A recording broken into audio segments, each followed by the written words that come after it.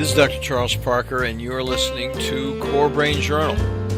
It's a place where I connect both fresh discoveries and interesting different perspectives from advanced mind science with the realities of real people and everyday life down on Main Street. Well, welcome aboard, folks. Dr. Charles Parker here for another episode of Core Brain Journal, and we're going to go into an area that's directly related to brain function and technology. Daniel Braun is going to be with us today for a brief review of a very comprehensive and interesting subject. Daniel's going to talk to us about electromagnetic field radiation and what it can do to your brain. I want you to stay tuned. This guy is on top of it. Daniel, thank you so much for joining. I appreciate it. Hey, Chuck, thanks so much for inviting me. I'm looking forward to sharing some of the things we've learned over the last several years in the subject. So I really appreciate you inviting us. Well, it's going to be so much fun because you're so deep. I mean, you've worked with everybody. So this is going to be interesting. So I have. Let me say a few words from our sponsors and we'll go from there. As you folks know, we really do love the reality of real data here at CBJ. And today we welcome our clinical friend and sponsor partner, Direct Health Access Laboratory. With over 3 million studies, they are deep leaders of experience with the big picture of measuring, for example, methylation, cryptopyrrole, and copper challenges right there down on basic brain function. They provide a global service with a molecular focus. Stay tuned and do take a look at them over at dhalab.com/core for more information. And then you also know how much we appreciate detailed improvements of mind care in terms of treatment modalities. And today we're pleased to also welcome another partner with a deep interest in fresh options to address, get this folks, the complexity of adolescent treatment failure nationally and internationally.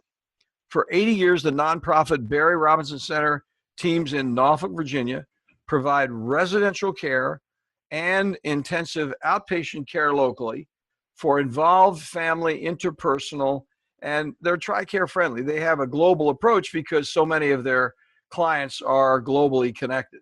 So for more information, drop over to barryrobinson.org/core. So with that, folks, let's talk a little more about Daniel and get him started. He's an internationally recognized and influential expert in the EMF radiation field. That's electromagnetic field radiation, related health issues, shielding purposes, and a particular focus on the effect of exposure from personal mobile devices. I mean, is there anybody out there that's listening that doesn't have a personal mobile device up next to their ear? Stay tuned. So Daniel's concern regarding the health impact of EMF emissions grew from over 30 years of engineering experience in the telecommunications industry, where he held a variety of leadership and executive positions with Science Applications International Corporation, Telcordia, AT&T, and Bell Labs. I mean, that man has been around. So throughout his career, he's created requirements for large telecommunication systems, led technical divisions responsible for establishing industry standards, and formed analysis adherence testing for next generation digital transmission systems. So he also oversaw laboratories that analyzed electromagnetic radiation interference, electrical signals, and digital formats. He and his teams are looked upon as industry authorities. Daniel is the inventor. This is the part I wanted to get to, Defender Shield. I was just over there looking at it. He has so many interesting devices at Defender Shield. We'll talk more about that when we get into the interview. It's a form of protecting people from radiation technology, from modern electronic devices such as cell phones, laptops. I mean, now I'm worried about my laptop giving me some kind of cancer in that area, if you know what I'm talking about. So anyway, he's highly regarded industry consultant, writer, and speaker. and is a frequent guest on national radio and television programs discussing the impact of EMF radiation and protection options. Thanks again, Daniel, for joining us. So let's talk about how you turned the tide with yourself and got into this. How did it happen that you became interested and then went down the field of actually putting together Defender Shield? A great question. Let me tell you why. About 5 years ago, my sons, who are adults, came to visit us, my wife and I, and they had their laptops on their laps for hours. They wouldn't take it off. They had them on their laps. My wife says, I want grandchildren. Get them off of there. Yeah. Now, she's not a science expert, but she said intuitively to herself, that can't be good. And so I thought about it for a little bit, and I said, wait a minute, I know exactly what the emissions are that's coming off the laptop. And there were quite a number of them, and I said to myself, geez, I wonder if there's a real problem with this. So what I did is I did some literature search, and sure enough, there was scientific evidence that said that excess exposures to electromagnetic radiation can harm the sperm count. And reduce the sperm by 25% after several hours of being exposed. Even these low-level radiating sources actually can impact the sperm. So I said, well, let's go find something to fix the problem. And we'll talk a little bit more about what the problem is in a second. But I said, okay, let's go find something. Believe it or not, I couldn't find anything in the marketplace that actually could protect my sons. They would protect extremely low radiation or RF, but not both. So you were only getting partial protection. So I built stuff for my sons. My sons liked them. Their friends wanted some. Our neighbors wanted some. So I started producing them for everyone. And then everyone said, well, why can't you build stuff for cell phones? Why can't you build stuff for tablets? And I said, I can. The technology I created, which is, by the way, was from Bell Labs. 35, 40 years ago, there was transatlantic cables that ran to Europe, and they used shielding jackets to protect the wires. And I just took that technology from the labs, and I bought some other technologies, packaged it up, and voila, that's how I got into this. Very, very interesting. I mean, that's the first time, just talking to you and preparing for this conversation, was the first time I was aware there was any protective technology like that. I mean, or any method by which one could protect themselves.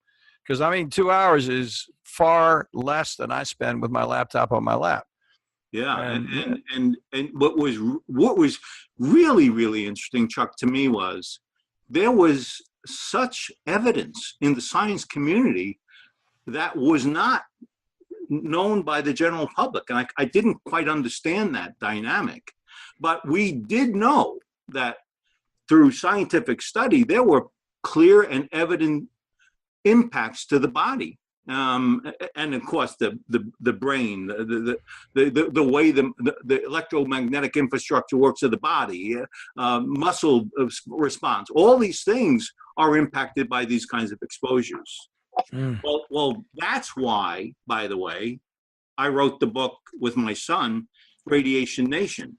I realized that we need to try to bring to the forefront that these kind of things we have every day in our lives do impact the body, and you should be aware of that so you can take precautionary measures to try to reduce those risks. Well, Daniel, thank you so much on behalf of our listeners for offering a book as a giveaway, and it'll be over there on the show notes, and it's Radiation Nation, The Fallout of Modern Technology, a complete guide to EMF protection, proven health risks of EMF radiation, and what you can do to protect yourself and your family.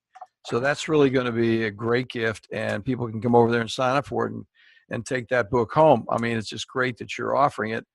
And I'm so interested in taking this conversation into so many different areas because we talked for just a couple seconds before we went on, and I think there's so many different, electromagnetic fields are so ubiquitous and so omnipresent that people don't even think about them. It just sort of is, just turning the Wi-Fi on in the house and it's radiating all through the house on a regular basis. Right.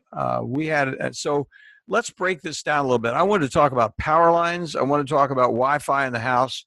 And I wanted to also ask you if you could tell us something about ways that we could protect ourselves with cell phones in terms of, adjacency to the ear, the head, any of those subjects. But let's start with Wi-Fi in the house if we can, please.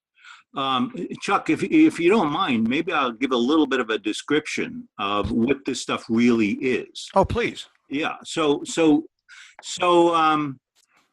10, 15 years ago, electronics that we had around us was typically far away from us. So if there were emissions coming from those devices, generally speaking, we were fairly safe.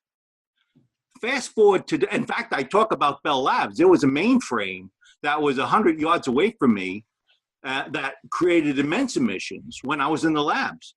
And I never worried about it. Today, that same power, computing power, is in my lap. So all of a sudden, that stuff is really coming close to us and our bodies. That's why today we have to start thinking about it. Because over the last 10 years, stuff started getting really, really close to us. And as you just mentioned, it's pervasive in our lives, including the Wi-Fis that are in our houses, the transmitters from cell towers, the wires, cable overhead wires that are running in front of our house. So electromagnetic radiation doesn't exist in nature.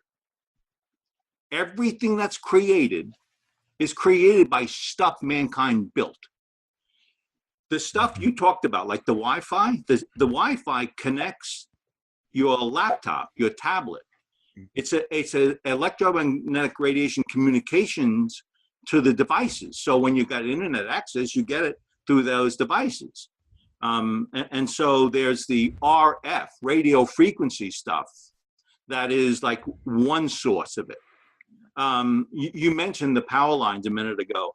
Power lines, when current runs through power lines, the byproduct of that is electromagnetic radiation. When you did your little test where you took a nail and you put some wire around it and you put a battery on it and it would pick up, it would be magnetic. Yes. Mm-hmm.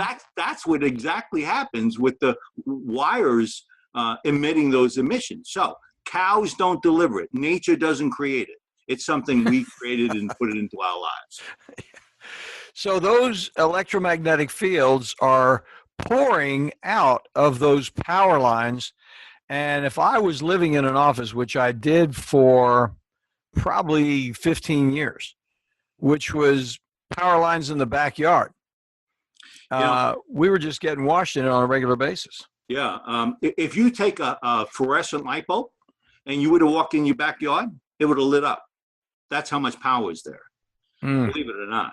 I was giving a lecture recently, and someone told me about they were literally within 50 feet of this high power, 10,000 volt wiring, and they asked me what to do, and I said, move.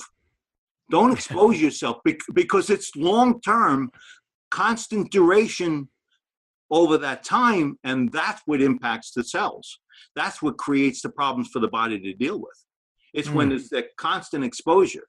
And they thought I was kidding. I actually wasn't. That stuff, if you're not 200 to 300 foot away from those wires, you really have to consider either shielding your house from those kinds of emissions, or move. And it's true for cell towers. If you have a cell tower 50 feet above you, right next to your house, that's not good for you. It's a constant load hitting your cells, impacting those cells. So that is interesting. So now let's take this another step, because now we have the concept of electromagnetic radiation, and we've had people on here on Core Brain Journal that talk about using transcranial magnetic stimulation. I mean, it's a new thing in psychiatry to actually shoot electromagnetic waves in the brain to stabilize brain function. That's a healthy healing. It's not all day, every day. It's a period of time. Yeah, exactly, Chuck. That's the really key point you just made. in the science community, in the medical community, there are various doses used today of electromagnetic radiation, but it's very short. The durations are very short, and the power levels are very controlled. And so because of that controlled environment, that's where you're much safer. It's when it's outside of the medical space that you really got to think about it, because it's a free-for-all out there. We're entering into a free-for-all in our space.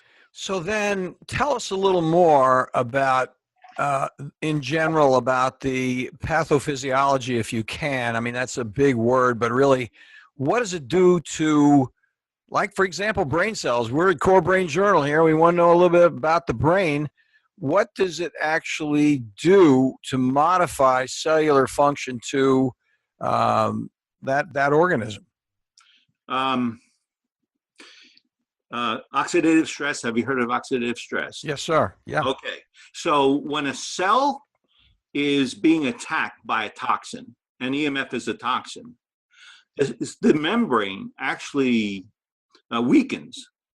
And as a result of that weakening, calcium channels from the body, our own body, penetrate the cell.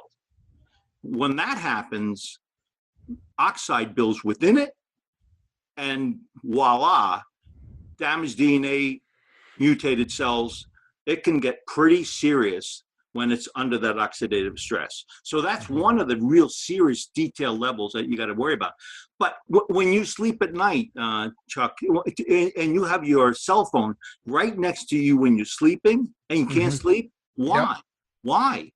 The melatonin, the machine that builds the melatonin in your body, is being disrupted by those emissions, believe it or not, and you can't sleep. So even that, stop you right there, because this is a problem for me. So you mean if it's sitting on the side table, you really have to have it how many feet away? So it's at least 4 feet away. When at night, when you're sleeping, I always recommend at least 10 foot.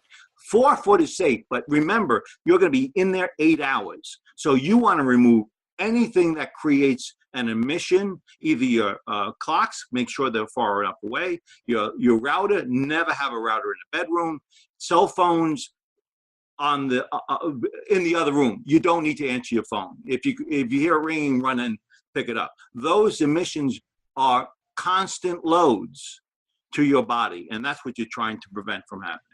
Great advice. I'm telling you, take this home. Tonight's going to be a different night. I appreciate it. Hey, in fact, what you may want to do is, put a timer on your routers, turn it off at night with $10 timer, and then turn it back on in the morning. It stops the low-level emissions within your house.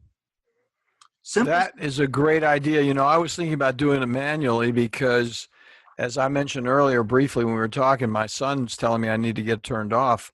But that's a great idea. Just put a timer. I have timers on the lamps, and just plug it in, be done with it. Yeah, you're finished. So I want to continue sharing some thoughts with you about the impact of the brain. When you talk about a radio frequency signal, roughly it's in the, I hate to get details, in the gigahertz space. It's remember the number 2. When you go and you take a piece of meat and you put it into a microwave oven, you close the door, you turn it on, what's going on? The water between the molecules is heating up those cells and oscillating the cells. And that's what's actually cooking the food, the meat that you eat. And it's roughly a 2 gigahertz, fairly powerful signal. Well, guess what? When you put something to your head, when you're using an RF cell tower connection, it's a 2 gigahertz. In other words, a microwave oven, a microwave signal equals an RF signal. They're the same thing. The power levels are much less, but don't be misled. They have the same impact to the health. In fact, the standard that was developed 35 years ago, the federal government took a 6-foot male, and they said we're going to make a standard where we're not going to let the body heat up more than 2 degrees and the signal to penetrate more than 1 inch. So a microwave, as we just explained, is a thermal emitting signal. So that 6-foot male occasional use. I remind everybody, 35 years ago, I didn't have anybody to call because none of my buddies had a phone. So occasional use then was very, very different than today. Today, it's literally in our hands in our heads for minutes, if not hours. So all of a sudden, the pattern of use is very different.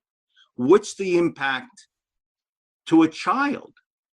Well, as you know, Chuck, the physiological infrastructure of the body's brain, the cranium, the outer skin is very different than a 6-year-old child. That standard that was created 30 some odd years ago was for a 6-foot male. What does that signal do to a child at 6 years old? It goes completely through their head. And remember, you're an old guy, I'm an old guy, right? We're not going to, we keep on, we're going to die soon. Remember, those children are using it now, and it's the start of their lives. What's the impact? Who knows? It can be pretty catastrophic. Well, how does one deal with it? Since we're talking about the cell phone in particular, let's take that conversation just a little bit further. And please tell us for a moment here, what happens when the cell phone's right next to the ear, and then what happens if you have earplugs on and your buds are, whatever, 2-3 feet away? What's the difference in that situation? And what would you recommend in that regard? Here's a general rule of thumb. Any emitting source that's in our households today, your toaster, your refrigerator, your cell phone, your tablet, your laptop, when they're directly against your body, that's the worst condition to the body. If you take it 1 foot away, the impacting danger is removed by 80%. By 4 feet, 98%. It really becomes much less influential to the body cells, and you really are much safer. So to answer your question, if you have a cell phone to your head, that's the worst you can have it. If you have it in your hand and you're on speakerphone, that's the best you can have it. If you have earbuds, that's pretty good. You've reduced substantially that exposure. And so by simply using those practices, you really minimize and in some cases eliminate the potential dangers of those emissions. So simple little practices really do help. Well, that's so helpful. I feel compassionate because there's so many people that I know in the pharmaceutical industry who are pharmaceutical sales reps that I've worked with for years. We've been on the road with reps all over the country, really, and through Canada. I won't get into the details, but every one of the reps is on the phone. Yep. And this is the day before you had Bluetooth, and I'm going to ask you about Bluetooth in a minute. But basically, what happens is, before we had Bluetooth, they were on the phone, had that phone right up next to their ear all day, arranging where they were going to be, who they were going to meet, and taking calls. And I think a lot of our medical professionals are the same way. I mean, the issue is I don't really hang out with the acute care docs just because I'm on my own mission doing my own thing. But I know that they are terribly busy and carry those cell phones around and really have a tremendous exposure. So, number one, tell us about that Bluetooth thing, number one. And number two, you're really saying that all of those people really should be using earbuds, and they should be having the cell phone somewhere distant from them, at least 3 feet. Unless they use a shielding device of some sort. But let's talk about the cell phone. And we talk about transmitters of a cell phone. Well, there's the cell tower connection. So that's a transmitter, an RF transmitter. Then there's the Bluetooth transmitter that's connecting about 50 foot, 30 to 50 foot, depending on the device it's touching. And then there's the Wi-Fi. You actually can have 3 transmitters out of one cell phone. And that's not even talking about the extremely low frequency stuff. which is the byproduct of it operating. And so you're right. You really do bring much more than the standard ever was intended to protect you from, with all these modifications. So Bluetooth, by the way, think of it this way. A cell tower goes 3 to 5 miles connection. A Bluetooth goes 500. So it's most likely less dangerous to you. Although science, research, does not differentiate the difference between those two signals. In fact, some argue the duration and the amplitude level of a constant load, even if it's a low load, have the same effect on the cells. Say that again, if you would, because you're familiar with those measurements, but just say that again, because I didn't quite get that. I was really wanted to make sure if I didn't get it, I don't think others did. So what were the distances and how did they compare when you were talking about them? When you have a cell phone and it connects to a cell tower, it can go 3 to 5 miles. 3 to 5 miles. Gotcha. When you have a Bluetooth being transmitted from your cell phone, it can go at about 30 to 50 feet, depending on the device. Okay. So it's much less strength. Think of it, the amplitude, the power of it is much less. I got you. Okay. But it's still a constant load. And science doesn't differentiate between a RF signal that has a very, very low amplitude versus a slightly higher amplitude. Science does not have that detail. Okay, so let me ask this question. So, I'm really excited about the car that I have. It's got a Bluetooth in it, so I don't have to pick the phone up to my ear and I can do a call on it. And I've got the phone on Bluetooth on a regular basis, hop in the car, hit the button and do a call, and I don't have, it's hands-free.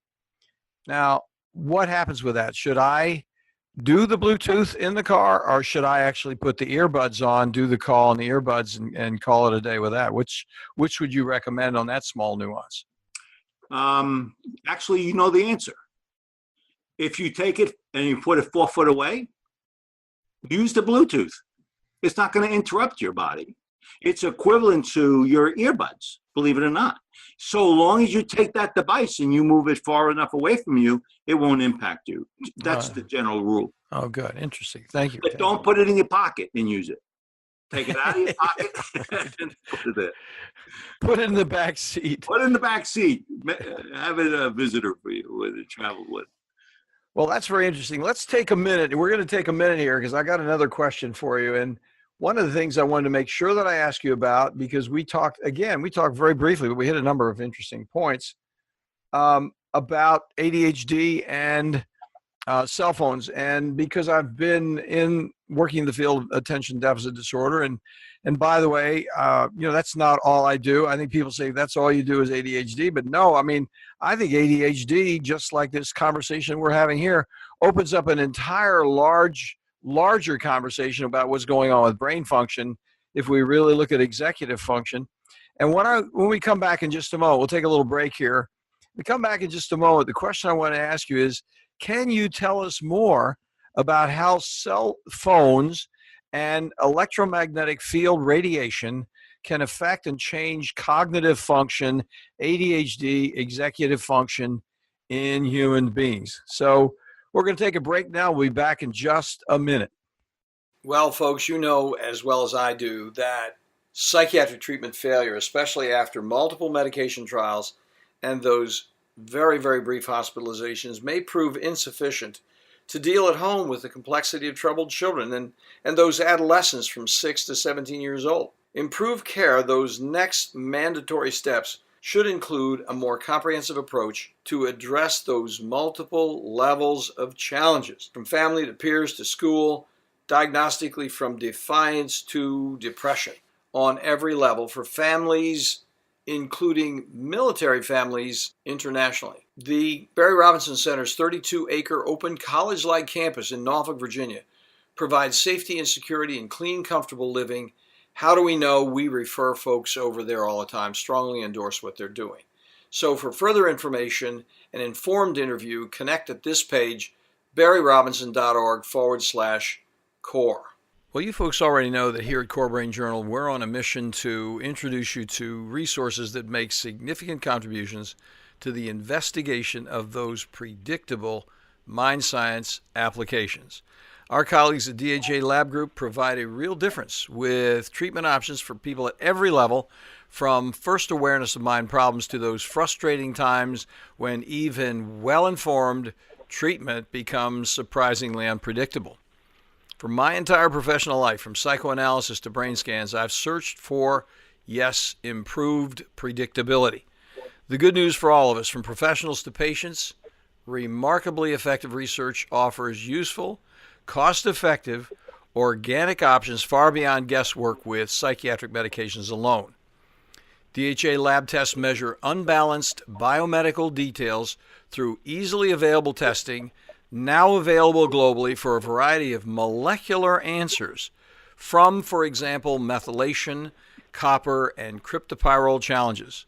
Check in for more details at dhalab.com core. That's DHALAB.com/core.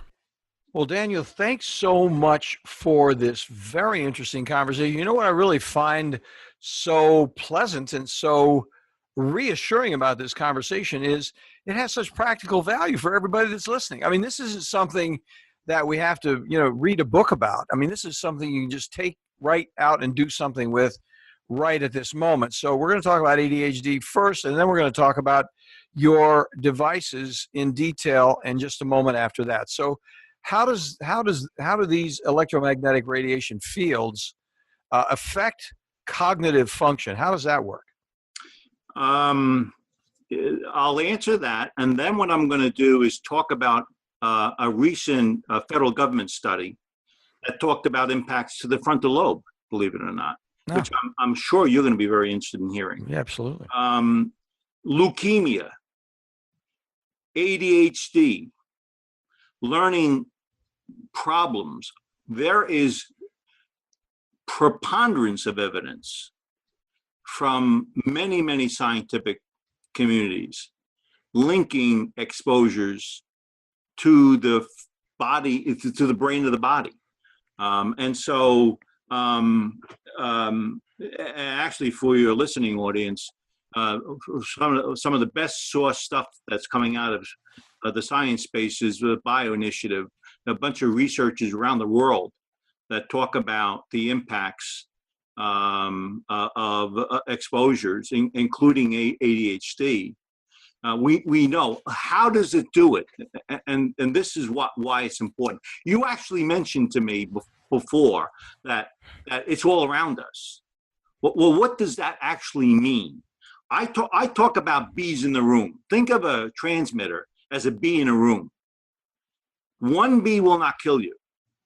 If you have 1,000 bees in the room, 1,000 bees kill. So what you want to think about is how you eliminate the bees in the room. When you can, what's the impact of that? I mentioned the standard. I never did say it's 1.6 watts per kilogram. It's a energy level. What was that phrase? Dotsiquat? 1.6 watts per kilogram. Oh, 1.6. I'm like, that was a new term. I'm speaking Spanish. Yeah, that's okay. I got you. and when you have 1,000 bees in the room, you have actually at least 0.5, which is about 1/3 of the power level of a transmitter from a cell phone. And it's always on. That's what's interfering with the brain cells. It's a congestion of bees that they're impacting you silently, and you don't even realize it. So that's the answer directly to your ADHD. In fact, by the way, there was a physicist out of the UK. He used to develop weaponry for the UK, and he was a physicist. He used to use RF to fight the enemy, and he refers to the RF as guns in the classroom. And he's saying we used to use this to hurt our enemy, and now we have it in our classrooms. It doesn't make sense. But let's talk about this study. The National Toxicity Program was done last year by the federal government. What they did was they had an epidemiology study. They took transmitters from a cell phone and a very significant statistical base, and looked for the impact of varying loads of these transmitted signals to the population. And what they found, much to their surprise, was that the most impacted were the frontal lobe of the brain and the heart, believe it or not. And as you know, Chuck, the reason that's true is because those are the soft tissue of the body. Those are the things that are most susceptible, because in fact, they can't be as protective as the harder parts of the body. So there was really a sort of a breakthrough, in a sense, that even the federal government, they spent $25 million and they found, and they proved there's a 2 to 13% increase in those cancers to those parts of the body with those kind of exposures. Wow. That's consistent, by the way, with the frontal lobe growing 2% for the last 10 years, compounding every year to frontal lobe cancers. So, and there's those kind of reoccurring, constantly supported data coming from all different parts of the world, saying these kinds of things can really bother you. You really want to think about it when you use them. Daniel, that is so terrific. Let me ask you this. That reference, is it on your website, or do Yes. you have a link on your website for that? Yeah, we do actually. We actually have learning on our website, and we have all the science, the current informative science that's been going on in the industry on the website. So you can look there, and you'll actually find all the sources that we're referring to, by the way. So is that the defendershields.com website, or the Radiation Nation book? Defendershield.com, and Okay. look under learning. Okay, thanks. Yeah, We'll we have all of those studies in that. I'll pull that particular And by the one way, down. I have these all in the book too. That's I tried to get it. You know, it's funny.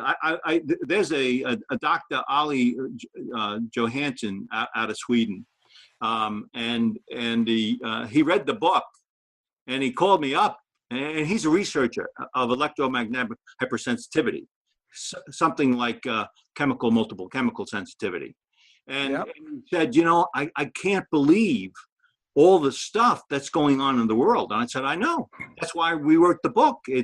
We're trying to help people understand. In fact, I don't want to use names, but one of the best known radiologists in the country called me when he read the book. He says, you know, I always understood ionized radiation. That's the terahertz space for our electromagnetic radiation. And as you know, when you go to the dentist and they throw this big heavy piece of lead on top of you, and then they run away into the other room and they say, are you still alive? That's because it's ionized radiation that's impacting your cells. That's what they're concerned about. And so he called me up and he said, oh my goodness, I never realized non-ionizing radiation, which is the stuff you and I are talking about today, actually has similar. It mutates cells and damages the DNA potentially. Wow, that is amazing.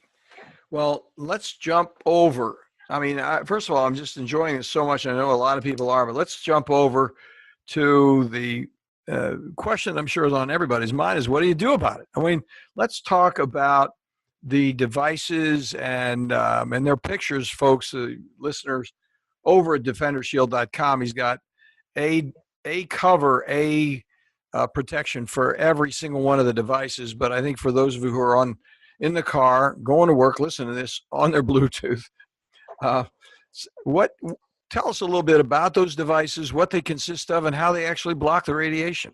Okay, let's do that.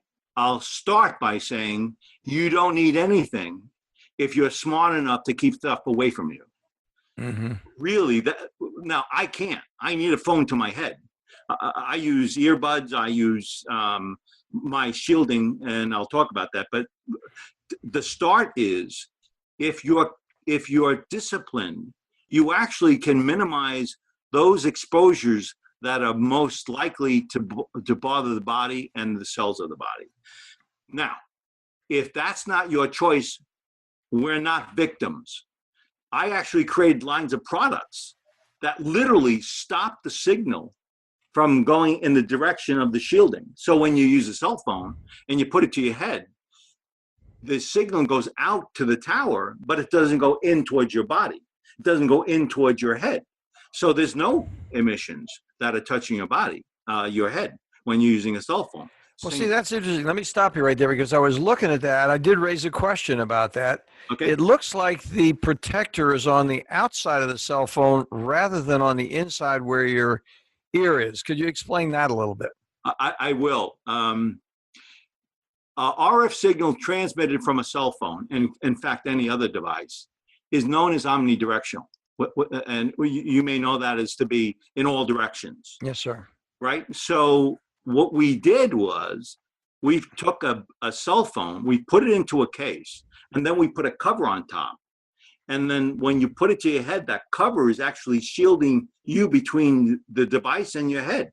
What does that mean? The omnidirectional signal is being stopped in the direction of your body and it's transmitting to the cell tower. So everything works fine. We're actually allowing us to use the devices we have in our lives in a way that minimizes those dangers when it's close to your body. So part of that piece of equipment is actually between you and the cell phone, Yeah. and it was translucent or something like that. I couldn't really see from the illustrations. It's really a simple concept, Chuck. It's all we're doing is stopping the signal. And if you want to know, we refract, we conduct, and we absorb. We actually have multiple functions going on there to ensure that the signal doesn't pass through. That's the technologies we use. Refraction, what does that mean? You know, when you see a fish in the water and it's not really there, it's someplace else, that's refraction. Mm-hmm. So we refract the low, extremely low frequency stuff. We absorb the RF and we conduct the RF, and it all dies within the shield, believe it or not, in real time. That's so there's never that exposure. Amazing. Well, that is very, very interesting. I'd tell everybody here to go over and look at that website, because if you're concerned after this conversation, which would be hard to imagine that you wouldn't be concerned after this conversation. And by the way, the references to cancer over there, ADD is one part of the picture, but the references to cancer and the varieties of cancer on that particular site with peer-reviewed references they're loaded over there. So if you are like I am, really very busily involved with these kind of radiation vehicles, and you don't even know what you're doing, which many of us don't, it looks like there's some solid answers over there that could really be lengthen your life. Let's get down to the basics, and certainly take care of your health, not only your mental health, but your physical health as well. Yeah. Yeah, actually, I have a friend of mine who is a biochemist, and we often talk about, is it genetic? Are we more susceptible because of our lineage? Is it the body's exposed? We're not really sure in science what the mechanics actually are and who's more susceptible than the other. What we do know is some of us really are. And we're not victims. You should take action by planning your day, and there's vehicles to do that. Precaution is one. Buying products that are tested by independent laboratories. There is a lot of stuff out there, Chuck, that claim to be a science miracle, and they're not. There's no scientific evidence. They do anything that they state it does. So simply look for science backing the claims that are being made by any vendor that you choose in this space. So what would be a scientific group that you would recommend that we consider in purchasing a product? I went to the FCC labs, believe it or not. Mm-hmm. I said, I'm not going to mess around. I'm going to go to what I know they're experts in the space, and when they develop their test plans, they actually know how to develop a test plan. And when they say this is what it does, they really understand what it does. So you really want to have a more technical, electronic-based type of evaluations. And the FCC labs are one example. Universities typically can do some of this stuff, but generally speaking, you really do. You don't want to buy something that says, I have a testimony, I feel better about it now that I'm using this. Yeah. You know, it's like that doesn't count. That does not count. Exactly. I feel so much better now. Yes, right. In fact, the radiation helped me. I seem to think more clearly. Yes, right. Ouch. Oh, don't you hate it when that happens? Well, Daniel DeBaun, we got to say thank you so much. I mean, you know, we went on a little bit longer than we usually do, but I think that there were so many interesting wrinkles to this conversation that so many people are grateful that you've shared this with them, because, you know, it's so absolutely useful. And I appreciate the opportunity, you know, to actually pass on your book to folks. We're going to invite people to come to your 2 websites, which we'll talk about in just a moment. And I just think it's great that you took the time and you've provided these services so that we can use these friendly devices without thinking we're out there damaging ourselves in some way. Right, exactly. And well, thanks again for inviting me on. I'm sort of passionate about this. And I became more passionate the more I found out that the research communities weren't talking to the practitioners. The practitioners weren't talking to the other practitioners. Yes. It was disjointed almost. And so by helping bring all the, I didn't write this book for you, by the way. Mm-hmm. I wrote this book for your mother, your daughter, your wife. I wrote it so people could understand this complex stuff in terms that they can really take actions for. So thanks for letting me share that, my book with them, and the products that we offer as solutions to protect you. Well, what you're saying is the book is readable for anybody. It's not just for the medical community and other people. So let's talk about your websites, and then we'll close up a bit. So let's tell us where we need to go to talk to you and see what's going on. Okay, you can actually find Radiation Nation, the fallout of modern technology, on our website, and that is defendershield.com. That's defendershield.com, or go to Radiation Nation, a book, and you can purchase the books on that site. The products we sell, and we have quite a number of them, and we're continuously adding more, is defendershield.com. Yeah. You just go to that site and you can find all the research you want to find about the subject matter. You don't have to buy anything. Just take a look at what the subject matter is. Read our blogs. We write original blogs about the subject matter once a week. We try to get out the messages of what's happening in the scientific community, sharing that knowledge to the lay community, so we all have a better sense of what's going on. And if you want earbuds that are the safest, we have them. If you have a cell phone case you want protection from, we probably have it. Yeah, I was interested in those earbuds, and what happens is the air transmits the sound as opposed to that, which is interesting, you know, as opposed to running through wires. Yeah, actually, it's acoustical coupling. When we developed it, I remember when you used to took your cell phone, your telephone, you put into this case, and all of a sudden your internet connection would occur. That's an acoustical link. What you're doing is converting the electrical signals to air vibration, sound. Mm-hmm. And that's what we did. We actually created this where we eliminated the most dangerous part of that link, and that's around your head. That's where you could be potentially impacted. We totally eliminated it simply by using acoustical links. It's amazing, Daniel. So listen, we do have to go. Thank you so much. And, if you have something else that comes up, you're like, hey, here's a wrinkle that you folks need to listen to, give me a call. We'll get you on again. We'd love to have you on. Okay, thanks again. I really appreciate it. Thank you so much, Daniel. Thanks for listening to Core Brain Journal. We're working every day behind the scenes to bring you reports that connect research benches with those street trenches. Here we share the complexity of mind science because, as you know, details really do matter. One of the most pervasive, misunderstood challenges is how commonplace medications, like those written for ADHD, are used so regularly without clear guidelines. If you think you'd like more specifics, take a minute to download my 2-page PDF packed with video links and references on the absolute essentials of how to start ADHD medications. They're easily available at corebrainjournal.com/start. Thanks for listening.